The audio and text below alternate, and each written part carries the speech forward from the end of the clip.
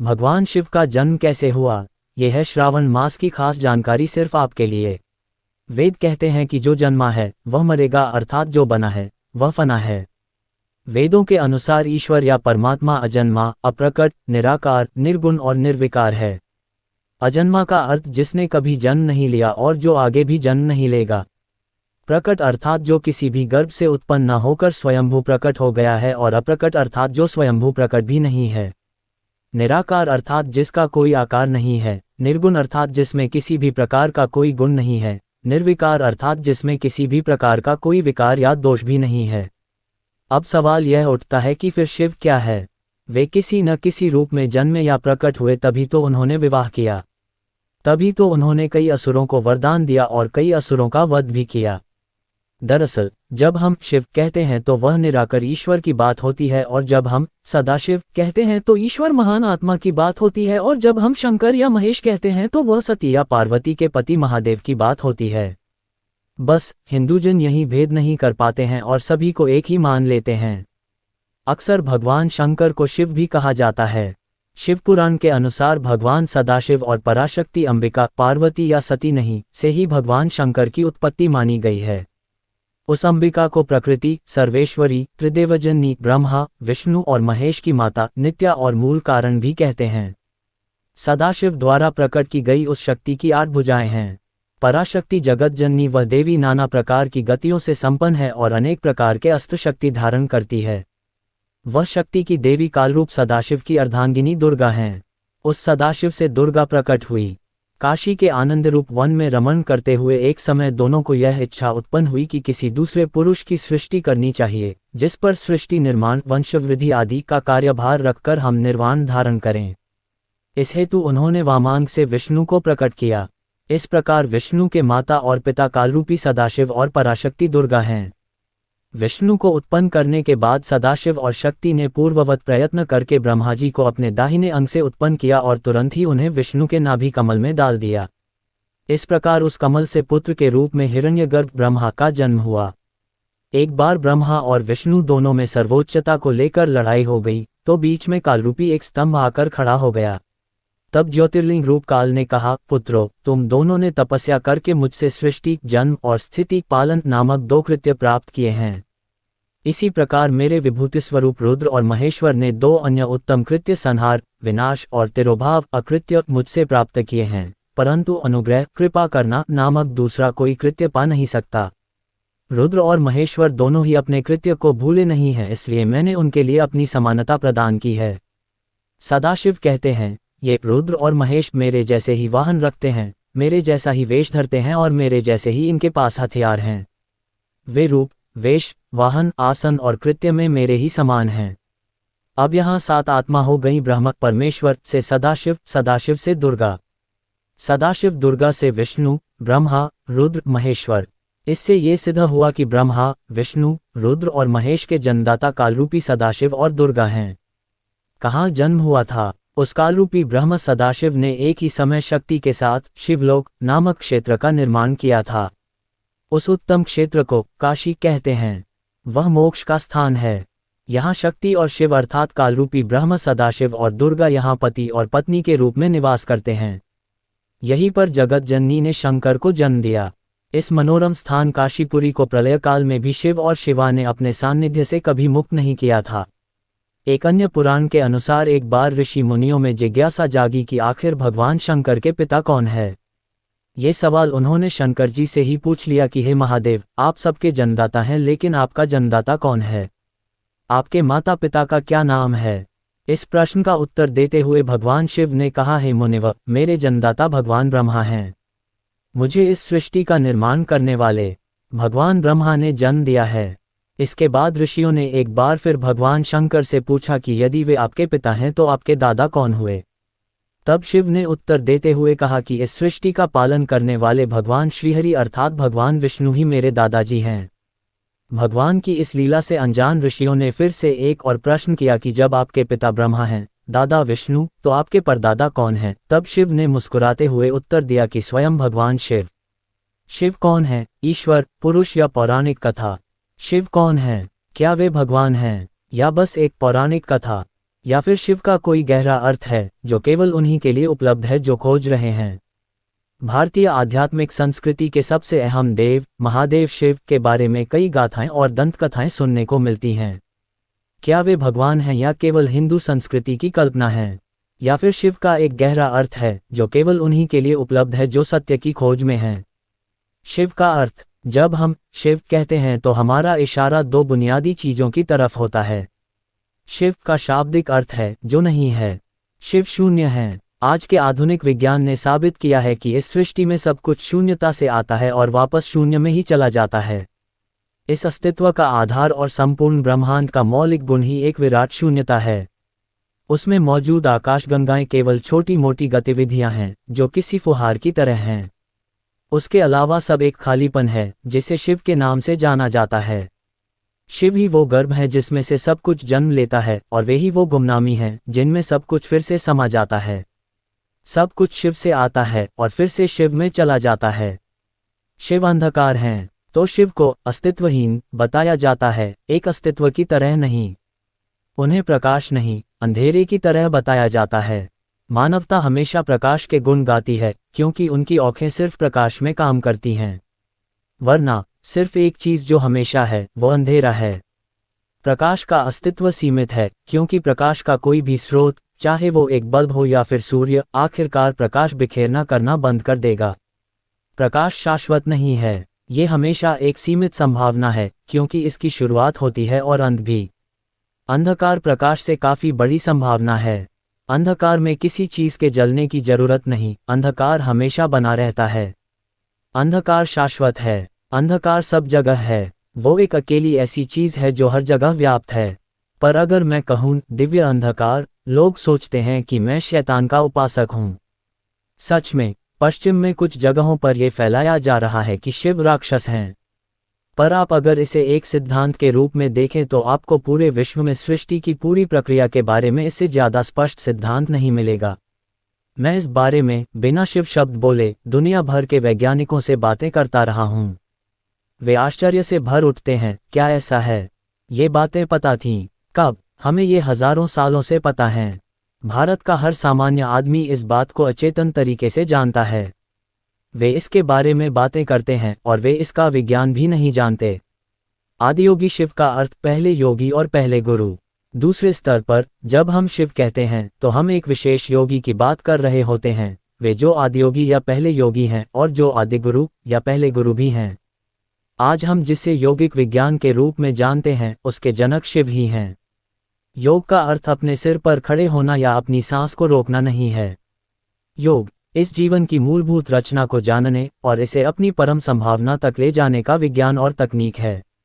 योग विज्ञान का पहला संचार कांति सरोवर के किनारे हुआ जो हिमालय में केदारनाथ से कुछ मील दूर पर स्थित एक बर्फीली झील है। यहाँ आदियोगी ने इस आंतरिक तकनीक का व्यवस्थित विवरण अपने पहले 7 शिष्यों को देना शुरू किया। ये 7 ऋषि आज सप्तर्षि के नाम से जाने जाते हैं। ये सभी धर्मों के आने से पहले हुआ था। लोगों के द्वारा मानवता को बुरी तरह विभाजित करने वाले तरीके तैयार किए जाने से पहले मानव चेतना को ऊपर उठाने के सबसे शक्तिशाली साधनों को सिद्ध किया और फैलाया जा चुका था। आज मानवता इस तरह से विभाजित है कि उसे फिर से एक करना लगभग असंभव लग रहा है। शिव एक ही शब्द के 2 अर्थ, तो शिव शब्द वो जो नहीं है और आदियोगी दोनों की ही ओर संकेत करता है क्योंकि बहुत से तरीकों से ये दोनों पर्यायवाची हैं। ये जीव जो एक योगी हैं और वो शून्यता जो सृष्टि का मूल है, दोनों एक ही है। क्योंकि किसी को योगी कहने का मतलब है कि उसने ये अनुभव कर लिया है कि सृष्टि वो खुद ही है। अगर आपको इस सृष्टि को अपने भीतर एक क्षण के लिए भी बसाना है तो आपको वो शून्यता बनना होगा। सिर्फ शून्यता ही सब कुछ अपने भीतर समा सकती है। जो शून्य नहीं वो सब कुछ अपने भीतर नहीं समा सकता। एक बर्तन में समुद्र नहीं समा सकता। ये ग्रह समुद्र को समा सकता है पर सौर्य मंडल को नहीं समा सकता।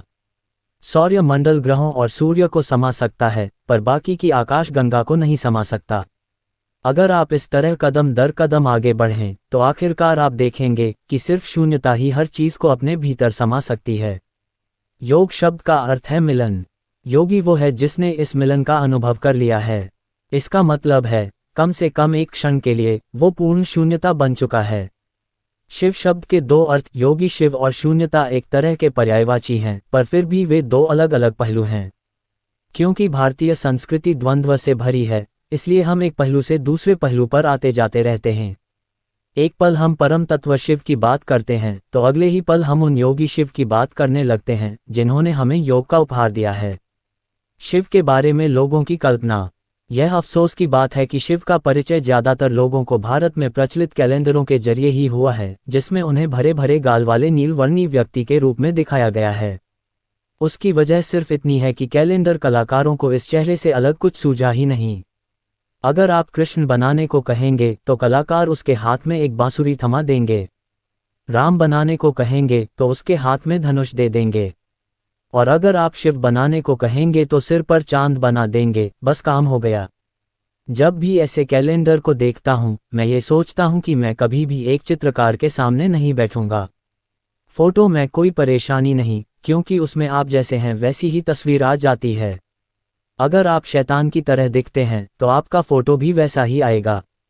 पर शिव जैसे एक योगी के गाल इतने भरे कैसे हो सकते हैं? अगर आप उन्हें बहुत दुबला पतला दिखाते तो ठीक होता, पर एक भरे हुए गालों वाले शिव ये कैसे हो सकता है? योगिक परंपरा में शिव को भगवान की तरह नहीं देखा जाता। वे एक ऐसे जीव थे जिनके चरण इस धरती पर पड़े और जो हिमालय क्षेत्र में रहे। योगिक परंपराओं के स्रोत के रूप में मानव चेतना के विकास में उनका योगदान इतना जबरदस्त है कि उन्हें अनदेखा नहीं किया जा सकता। हजारों साल पहले हर उस तरीके की खोज की जा चुकी थी जिससे मानव तंत्र को परम संभावना में रूपांतरित किया जा सकता है। इसकी जटिलता अविश्वसनीय है। ये प्रश्न करना कि उस समय क्या लोग इतने जटिल काम कर सकते थे, कोई मायने नहीं रखता, क्योंकि योग किसी विचार प्रक्रिया या सभ्यता की उपज नहीं है। योग भीतरी बोध से आया है। उनके आसपास क्या हो रहा था इससे कोई फर्क नहीं पड़ता। योग उनके भीतर से बाहर आने वाला प्रवाह था। उन्होंने बहुत ही विस्तार से हमें बताया कि मानव तंत्र के हर मुद्दे का मतलब क्या है और उसमें छुपी संभावना क्या है। जो भी कहा जा सकता था वो उन्होंने इतने सुंदर और कुशल तरीकों से कहा कि आप आज भी उनके द्वारा कही गई एक भी चीज़ नहीं बदल सकते। आप पूरा जीवन उसका अर्थ निकालने में बिता सकते हैं। शिवलिंग क्या है? सद्गुरु बताते हैं कि लिंग का अर्थ है रूप। हम इसे रूप कह रहे हैं क्योंकि जब निराकार अस्तित्व प्रकट होना शुरू हुआ था, या दूसरे शब्दों में जब सृजन होना शुरू हुआ था, तब जो पहला रूप लिया गया था वह एक दीर्घवृत्त या एलिप्स का था।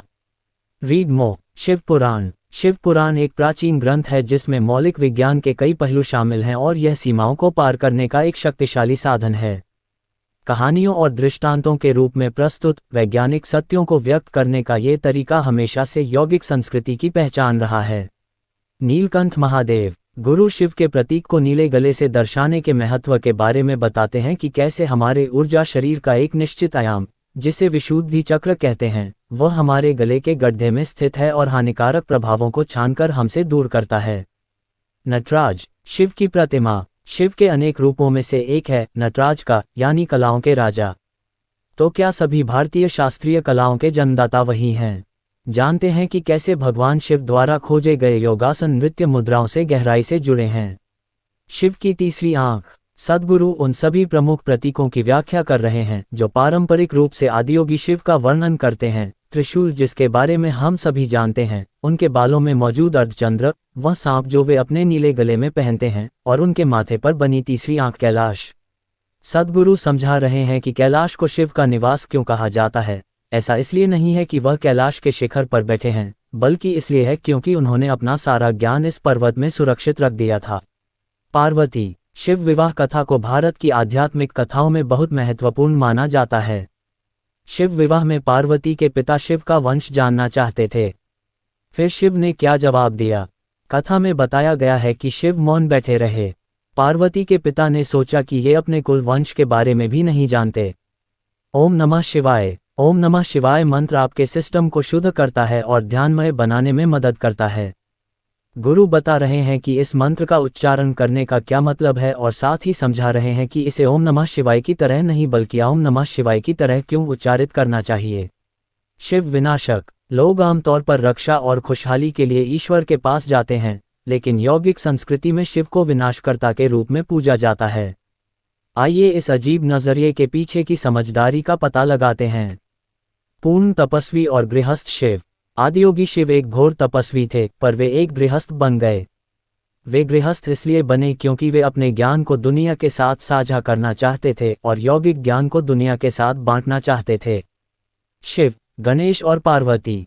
सद्गुरु कहानी सुना रहे हैं कि किस तरह शिव ने गणेश का सिर काट दिया और बता रहे हैं कि लोकप्रिय धारणा के विपरीत उनके सिर के बदले हाथी का नहीं, बल्कि शिव के विचित्र साथियों, जिन्हें गण के नाम से जाना जाता था, उनके सरदार का सिर लगाया गया था।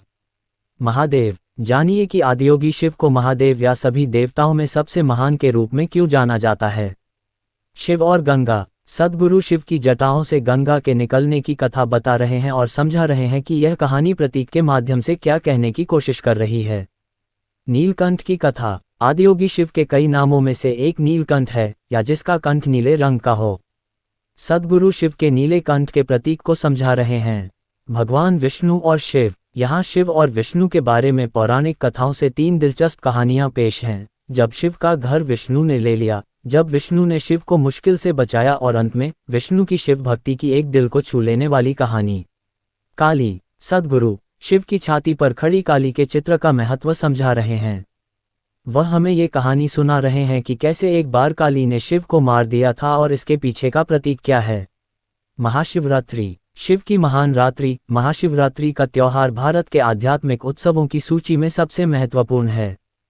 गुरु बता रहे हैं कि यह रात इतनी महत्वपूर्ण क्यों है और हम इसका लाभ कैसे उठा सकते हैं। महाशिवरात्रि का उत्सव क्यों मनाया जाता है और महाशिवरात्रि का महत्व। शिव की महान रात्रि। महाशिवरात्रि का त्योहार भारत के आध्यात्मिक उत्सवों की सूची में सबसे महत्वपूर्ण है। गुरु बता रहे हैं कि यह रात इतनी महत्वपूर्ण क्यों है और हम इसका लाभ कैसे उठा सकते हैं। गुरु। किसी समय भारतीय संस्कृति में एक वर्ष में 365 त्योहार हुआ करते थे। दूसरे शब्दों में कहें तो वे साल के प्रतिदिन कोई न कोई उत्सव मनाने का बहाना खोजते थे। ये 365 त्योहार विविध कारणों तथा जीवन के विविध उद्देश्यों से जुड़े थे। इन्हें विविध ऐतिहासिक घटनाओं, विजयश्री तथा जीवन की कुछ अवस्थाओं जैसे फसल की बुआई, रोपाई और कटाई आदि से जोड़ा गया था। हर अवस्था और हर परिस्थिति के लिए हमारे पास एक त्योहार था। महाशिवरात्रि क्यों मनाई जाती है। हर चंद्र मास का 14वां दिन अथवा अमावस्या से पूर्व का एक दिन शिवरात्रि के नाम से जाना जाता है। एक कैलेंडर वर्ष में आने वाली सभी शिवरात्रियों में से महाशिवरात्रि को सर्वाधिक महत्वपूर्ण माना जाता है, जो फरवरी-मार्च माह में आती है। इस रात ग्रह का उत्तरी गोलार्ध इस प्रकार अवस्थित होता है कि मनुष्य भीतर ऊर्जा का प्राकृतिक रूप से ऊपर की ओर जाती है।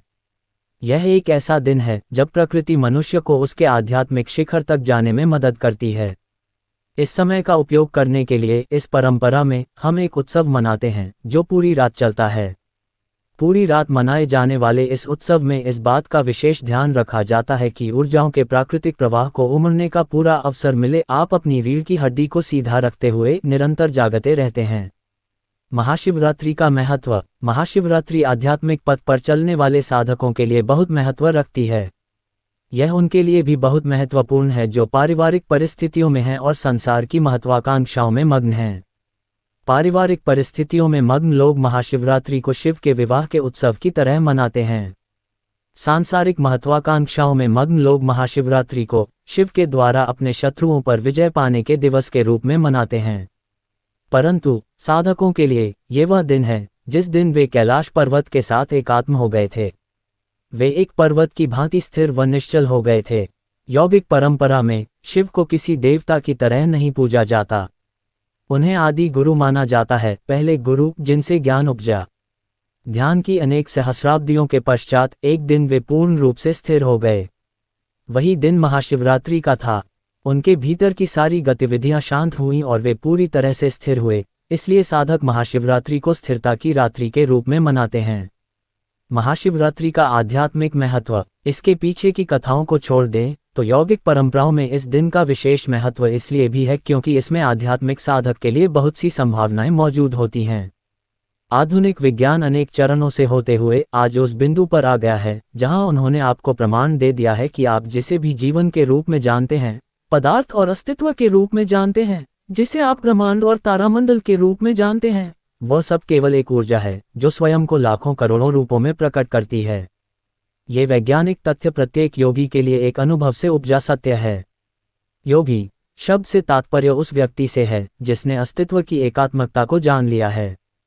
जब मैं कहता हूँ योग, तो मैं किसी विशेष अभ्यास या तंत्र की बात नहीं कर रहा। इस असीम विस्तार को तथा अस्तित्व में एकात्म भाव को जानने की सारी चाह योग है। महाशिवरात्रि की रात व्यक्ति को इसी का अनुभव पाने का अवसर देती है। शिवरात्रि महीने का सबसे ज्यादा अंधेरे से भरा दिन, शिवरात्रि माह का सबसे अंधकारपूर्ण दिवस होता है। प्रत्येक माह शिवरात्रि का उत्सव तथा महाशिवरात्रि का उत्सव मनाना ऐसा लगता है मानो हम अंधकार का उत्सव मना रहे हों। कोई तर्कशील मन अंधकार को नकारते हुए प्रकाश को सहज भाव से चुनना चाहेगा, परंतु शिव का शाब्दिक अर्थ ही यही है, जो नहीं है। जो है वह अस्तित्व और सृजन है, जो नहीं है वह शिव है। जो नहीं है उसका अर्थ है, अगर आप अपनी आंखें खोलकर आसपास देखें और आपके पास सूक्ष्म दृष्टि है तो आप बहुत सारी रचना देख सकेंगे। अगर आपकी दृष्टि केवल विशाल वस्तुओं पर जाती है तो आप देखेंगे कि विशालतम शून्य ही अस्तित्व की सबसे बड़ी उपस्थिति है। कुछ ऐसे बिंदु जिन्हें हम आकाशगंगा कहते हैं वे तो दिखाई देते हैं, परंतु उन्हें थामे रहने वाली विशाल शून्यता सभी लोगों को दिखाई नहीं देती। इस विस्तार, इस असीम रिक्तता को ही शिव कहा जाता है। वर्तमान में आधुनिक विज्ञान ने भी साबित कर दिया है कि सब कुछ शून्य से ही उपजा है और शून्य में ही विलीन हो जाता है। इसी संदर्भ में शिव यानी विशाल रिक्तता या शून्यता को ही महादेव के रूप में जाना जाता है। इस ग्रह के प्रत्येक धर्म व संस्कृति में सदा दिव्यता की सर्वव्यापी प्रकृति की बात की जाती रही है।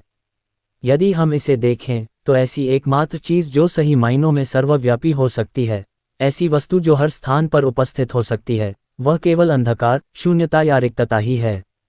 सामान्यतः जब लोग अपना कल्याण चाहते हैं तो हम उस दिव्य को प्रकाश के रूप में दर्शाते हैं। जब लोग अपने कल्याण से ऊपर उठकर अपने जीवन से परे जाने पर, विलीन होने पर ध्यान देते हैं और उनकी उपासना और साधना का उद्देश्य विलीन ही हो, तो हम सदा उनके लिए दिव्यता को अंधकार के रूप में परिभाषित करते हैं। शिवरात्रि का महत्व। प्रकाश आपके मन की एक छोटी सी घटना है। प्रकाश शाश्वत नहीं है, ये सदा से एक सीमित संभावना है क्योंकि यह घटकर समाप्त हो जाती है। हम जानते हैं कि इस ग्रह पर सूर्य प्रकाश का सबसे बड़ा स्रोत है। यहाँ तक कि आप हाथ से इसके प्रकाश को रोककर भी अंधेरे की परछाई बना सकते हैं, परंतु अंधकार सर्वव्यापी है, ये हर जगह उपस्थित है। संसार के अपरिपक्व मस्तिष्कों ने सदा अंधकार को एक शैतान के रूप में चित्रित किया है, पर जब आप दिव्य शक्ति को सर्वव्यापी कहते हैं तो आप स्पष्ट रूप से इसे अंधकार कह रहे होते हैं, क्योंकि सिर्फ अंधकार सर्वव्यापी है। ये हर ओर है, इसे किसी के भी सहारे की आवश्यकता नहीं है। प्रकाश सदा किसी ऐसे स्रोत से आता है जो स्वयं को जला रहा हो। इसका एक आरंभ व अंत होता है। ये सदा सीमित स्रोत से आता है। अंधकार का कोई स्रोत नहीं है, यह अपने आप में एक स्रोत है। ये सर्वत्र उपस्थित है। तो जब हम शिव कहते हैं तब हमारा संकेत अस्तित्व की उस असीम रिक्तता की ओर होता है। इसी रिक्तता की गोद में सारा सृजन घटता है। रिक्तता की इसी गोद को हम शिव कहते हैं। भारतीय संस्कृति में सारी प्राचीन प्रार्थनाएं केवल आपको बचाने या आपकी बेहतरी के संदर्भ में नहीं थीं। सारी प्राचीन प्रार्थनाएं कहती हैं, हे ईश्वर, मुझे नष्ट कर दो ताकि मैं आपके समान हो जाऊं। तो जब हम शिवरात्रि कहते हैं जो कि माह का सबसे अंधकारपूर्ण दिन है, तो यह एक ऐसा अवसर होता है कि व्यक्ति अपनी सीमितता को विसर्जित करके सृजन के उस असीम स्रोत का अनुभव करे जो प्रत्येक मनुष्य में बीज रूप में उपस्थित है। महाशिवरात्रि, जागृति की रात। महाशिवरात्रि एक अवसर और संभावना है जब आप स्वयं को हर मनुष्य के भीतर बसी असीम रिक्तता के अनुभव से जोड़ सकते हैं जो कि सारे सृजन का स्रोत है। एक ओर शिव संहारक कहलाते हैं और दूसरी ओर वे सबसे अधिक करुणामयी भी हैं। वे बहुत ही उदार दाता हैं। यौगिक गाथाओं में वे अनेक स्थानों पर महाकरुणामयी के रूप में सामने आते हैं। उनकी करुणा के रूप विलक्षण और अद्भुत रहे हैं। इस प्रकार महाशिवरात्रि कुछ ग्रहण करने के लिए भी एक विशेष रात्रि है। ये हमारी इच्छा तथा आशीर्वाद है कि आप इस रात में कम से कम एक क्षण के लिए उस असीम विस्तार का अनुभव करें जिसे हम शिव कहते हैं। ये केवल एक नींद से जागते रहने की रात भर न रह जाए, यह आपके लिए जागरण की रात्रि होनी चाहिए, चेतना व जागरूकता से भरी एक रात।